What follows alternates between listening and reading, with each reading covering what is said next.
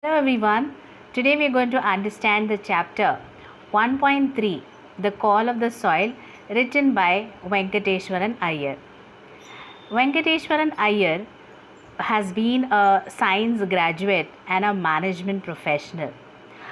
He has worked with IBM in Mumbai as a project manager. After almost 17 years in the IT industry, in 2004, he decides to quit and then shift his focus to organic farming. He has also written a book, Moong Over Microchips, which talks about his transition from being a techie to that of a farmer. So now let's try to understand the chapter in detail. I am referring to page 26 of the textbook, The Call of the Soil. The first crop. It was April 2004. I stood in the middle of the lush green field of moong and looked around me. So this is around that time when he has quit IT industry 2004 and he has decided to become a complete farmer. So where is he standing? He is standing in the moong field and he is very excited. He describes the surrounding. It's sunrise and the sky is full of bright orange colored, and the ground is damp and the leaves were shining with dew. So there are dew drops on the leaves and he is walking barefoot. So his feet has got muddy. As I walked around gingerly meaning very carefully, because he is walking in the field, okay, so that he's very careful that he doesn't stamp over the moong plant. So he is walking without his chappals and he is going on inspecting the plants. Now in this field he finds there are a few chiku trees, and below that there is a dense foliage of moong. Foliage meaning dense growth of leaves, okay. And he's so excited. The moong plant's not, and the height of it, the moong plant doesn't grow very tall. It is just barely of 2 feet height and had green pods. Pods meaning the fruit, the small bud like fruit has come out of it. It's hanging out, but they are not ripe. They are not ripe enough to be harvested. And there's a light fuzz. Fuzz meaning it's a small hairy like a fibrous structure just growing out of around. It is being seen around the fruit. There was still some time before the harvest and I felt exhilarated. He is very excited, like a child, you could say, who's got a new toy. So he has left his profession in the IT field and now become a farmer. So he stood watching the sun rise, and he why is he feeling excited? Because he is in the natural surrounding now. Maybe he wanted that from the beginning. He was into the wrong profession and he realized it later. There are trees across the fence and he's going walking, and you could find a white structure. There's a small house being built out there in the field, in the middle of the field. And it's an unbelievable thing. He says that I could not believe I was the owner of this land and I was looking at my first crop as a farmer. He is so excited. He is so eager to see his first crop. Now he has paid the money, initial advance money, and he is trying to understand more of farming.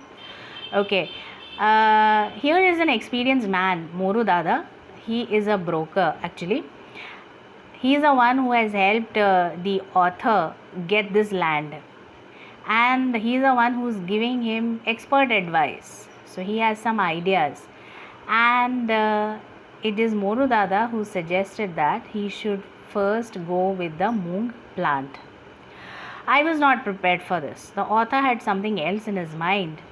He did not want to plant moong first. I was still reading books, so he is going theory wise. But then, the farmers in India, they have not studied much. All they have learned is through hands-on experience and a lot of observation. It's not by reading books. So he's trying to figure out what he could sow, how he should do it.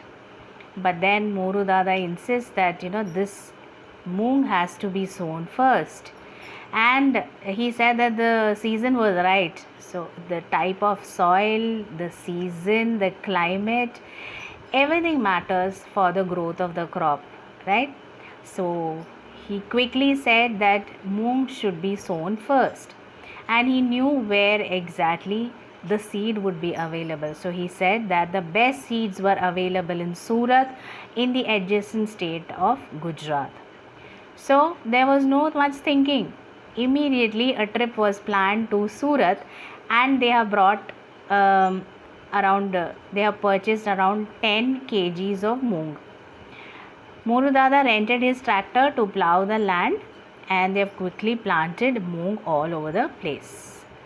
So this was all done one after one very quickly. After a few days, see, moong was supposed to not take much time, so they had a good yield immediately. He saw some green leaves sprouting out. I had never seen moong growing before, and I was thrilled at the sight. It was the same thrill I had felt as a young boy when I first saw the hibiscus. Hibiscus is a plant, flowering plant. I had planted bloom at the railway quarters long back. When it's an amazing feeling when you have a plant of your own, or you have a garden of your own, and you are excited to see the plant growing.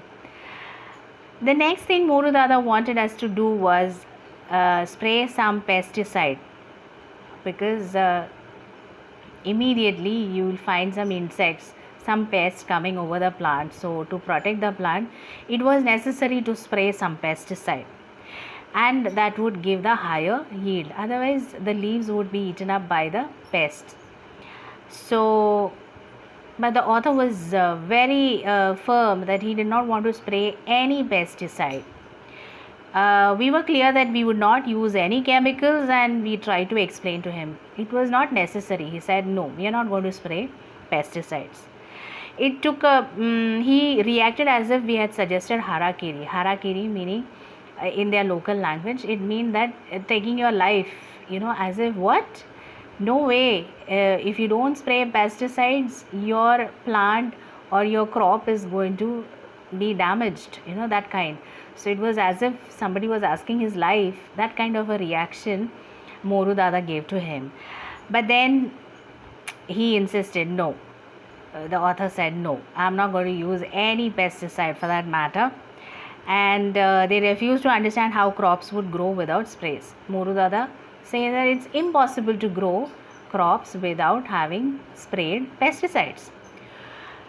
Now, contrary to what everyone had told, nature had done her job. See, seasons come, they give us the fruits, the flowers.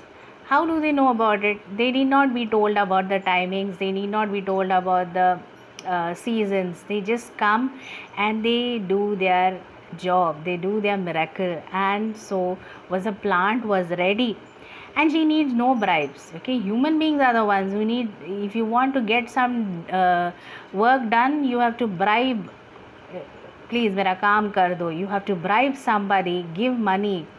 Okay, here nature need not be bribed at all. Okay, soon it was a harvest time, and they have got a wonderful yield. Almost 300 kgs of moong was ready. An awful lot of moong, and with a lot of confidence. So he had proved himself right, and the fact that he could be a good farmer, this fact was proved well right. The land was fertile and it was possible. And also another fact that there was no need of any pesticide, that was also proved. So this was a major success. It was nothing, he couldn't have asked anything more than this. So we shall stop our video lecture here, and continue this in the next video lecture. I hope you understood. Thank you.